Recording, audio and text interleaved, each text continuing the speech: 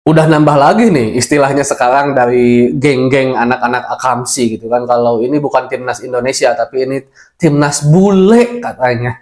Aduh, ada-ada aja. Mari kita bahas dari sudut pandang penikmat sepak bola, bukan pengamat sepak bola. Dari Sabang sampai Merauke kita bersaudara. Teman-teman semua, sebelumnya saya doakan terlebih dahulu mudah-mudahan teman-teman selalu diberikan kesehatan dan juga diberikan kelancaran dalam mencari rezeki yang halalan dan thayyiban. Amin ya Allah ya rabbal alamin. Nah, sekarang ramai ya, teman-teman, ada salah satu supporter yang waktu itu sedang dalam acara membahas tentang timnas Indonesia, dan salah satunya di situ ada Bung Binder gitu kan. Si supporter, maaf, si presenter ini bilang beberapa kali ngenotis bahwa ini tuh bukan, kurang lebih ya, bukan timnas Indonesia gitu kan, tapi timnas Indonesia bule katanya, bukan timnas Indonesia lokal gitu kan. Nah, ini ada lagi nih, dan dia katakan beberapa kali dengan semacam penegasan gitu, seperti ingin diakui bahwa ada timnas bule nih, ada timnas bule nih, kayak seperti itu ya. Walaupun jika lihat kita sisi lain juga, mungkin dia maksudnya untuk ya bercanda-bercandaan, tapi salah tempat atau salah waktu lah ya, jika seandainya kita ingin berpikir lebih positif. Dan saya mungkin akan sematkan videonya nanti di akhir-akhir agar teman-teman yang belum lihat juga bisa lihat. Nah, pada intinya ada juga beberapa pro kontra supporter Indonesia yang nggak apa-apa lah bang, udah jangan dikasih panggung, jangan bahas hal-hal kayak gitu. Tapi kalau menurut saya harus ada counter to counter. Kalau seandainya ada sebuah masalah, maka harus ada hipotesis. Kalau ada hipotesis, maka harus juga ada antitesisnya juga kalau menurut saya. Kalau seandainya mereka yang sekarang anggaplah, yang menganggap kita akamsi kemarin kan, akamsi itu mereka terus maaf, wak-wak, bacot-bacotan di media sosial seenaknya, lalu enggak kita imbangi dengan counter to counter itu, maka mereka akan lebih seenaknya, akan mengganggu juga, membahayakan juga kalau seandainya nanti lebih parah gitu kan, kritikan tentang pemain-pemain Indonesia naturalisasi yang dianggap bukan pemain Indonesia gitu kan, padahal mereka punya darah dan juga secara statuta FIFA, secara perundang-undangan di Indonesia juga mereka resmi, layak, dan legal untuk bisa membela Indonesia gitu kan. Kalau terus dibiarkan berkembang tanpa kita lawan dalam tanda petik, itu bisa membahayakan gitu kan. Selain bikin gaduh, memecah belah juga supporter Indonesia, kalau nyampe ke pemain takutnya malah mental mereka down juga gitu kan. Walaupun ini sempat dikonfirmasi sebenarnya oleh Pak Sumarji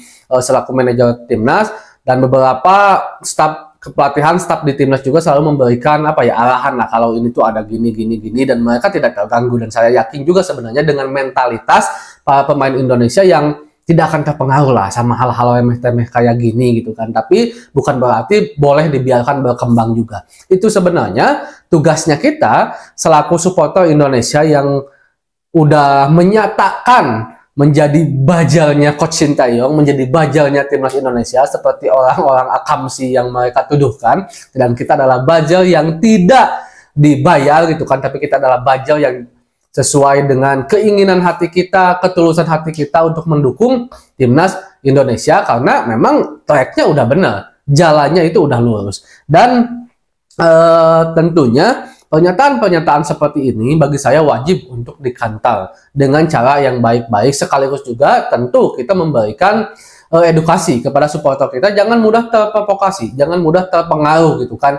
Kalau tadi saya juga sebenarnya agak setuju dengan beberapa komentar yang mengatakan ya jangan dikonter balik bang, takutnya malah memecah belah. Yang jelas bagi saya, asalkan kitanya aja ketika mengkanter mereka tidak ada unsur-unsur untuk memecah belah bangsa gitu kan. Justru kita memberikan edukasi seperti yang saya sebutkan tadi, bahwa ini tuh nggak baik, kita tuh harusnya seperti ini dan segala macamnya. Dan bagi saya hal seperti ini akan terus terjadi, tidak akan pernah selesai gitu kan, tentang seolah-olah mengkapling-kaplingkan bahwa oh ini timnas Indonesia yang asli, lokal, didik di Indonesia, oh ini timnas Indonesia yang bule katanya untuk saat ini ya, istilah dari mereka gitu kan. Ini satu hal yang akan terus terjadi, dan sebenarnya bagi saya ini satu hal yang bagus dari Pak Erick Thohir awalnya, karena memang gimana visi, gimana tujuannya. Kalau seandainya orang itu udah punya visi, udah punya tujuan, harus A, harus B, maka langkah-langkahnya juga akan terus memperlihatkan kualitasnya. Salah satunya timnas Indonesia ini. Karena memang tujuan dari Pak Erick Thohir ini adalah bisa melihat dulu bagaimana maksudnya timnas Indonesia bisa dilihat dulu oleh dunia. Dan salah satunya adalah memperbaiki timnas Indonesia. Kalau seandainya kita ingin bisa bersaing di dunia, untuk saat ini, sementara ini, kita belum bisa bersaing dengan mengandalkan pemain-pemain yang asli dididik di Indonesia ya. Karena kita tahu bagaimana pembinaan usia dini kita, bagaimana liga kita belum mampu bersaing dengan kualitas-kualitas pemain-pemain jangankan jauh-jauh dulu dunia, Asia dulu lah gitu, kayak Jepang, kayak Korea. Dan salah satu pilihannya adalah mencari warga Indonesia yang memiliki darah Indonesia yang dididik dengan kualitas permainan Eropa. Dan ketemulah salah satunya Jai Ijes, Justin Hubner, Saint Fatinama, Calvin Perdong, Sandy Walsh, Mel Hilger gitu kan, Eliano gitu kan. Nah, agar timnas Indonesia beranjak naik. Karena ketika nanti timnas Indonesia beranjak naik, kita udah dipandang bagus oleh dunia ini sambil, ingat ya, sambil memperbaiki internal PSSI, memperbaiki liga kita, kualitas kita, pendidikan usia muda kita, gitu kan, pembinaan usia muda, sambil berjalan nanti akan berkesinambung, berseiringan. Kalau seandainya boleh saya kerucutkan kayak gunung gini segitiga, timnasnya bagus, liganya terus berusaha diperbaiki gitu kan. Nanti ketika timnas naik ranking pun akan banyak pemain-pemain Indonesia yang dipandang oleh luar negeri. Oh, Indonesia sekarang bagus loh, berarti pemain-pemainnya hebat. Dilihat, mungkin diambil sana, diambil sini, dan tidak lagi terkendala masalah peraturan. Contoh kalau di Liga Inggris kan harus 100 dunia negaranya yang bermain di Liga Inggris. Ketika kita udah lolos 100 dunia, kan itu lebih enak juga gitu kan. Dan bagi saya, ketika nanti sambil diperbaiki liganya, pembinaan usia dininya, dan menurut saya tidak akan menutup kemungkinan kok kalau seandainya pemain-pemain kita bersaing gitu kan, nanti permainannya kualitasnya bisa menyaingi pemain-pemain Indonesia yang bermain di luar negeri seperti Jai Ijes, Mesilga. Bukan tidak mungkin. Banyak pemain-pemain yang asli lahir di Indonesia, dididik di Indonesia, bisa bersaing gitu kan untuk bermain di luar negeri, bahkan dipanggil oleh timnas Indonesia oleh Coach Sintayong. Dan sampai detik ini pun Coach Sintayong udah sering bilang, kalau ada pemain di liga yang berkualitas, saya tidak akan menutup mata.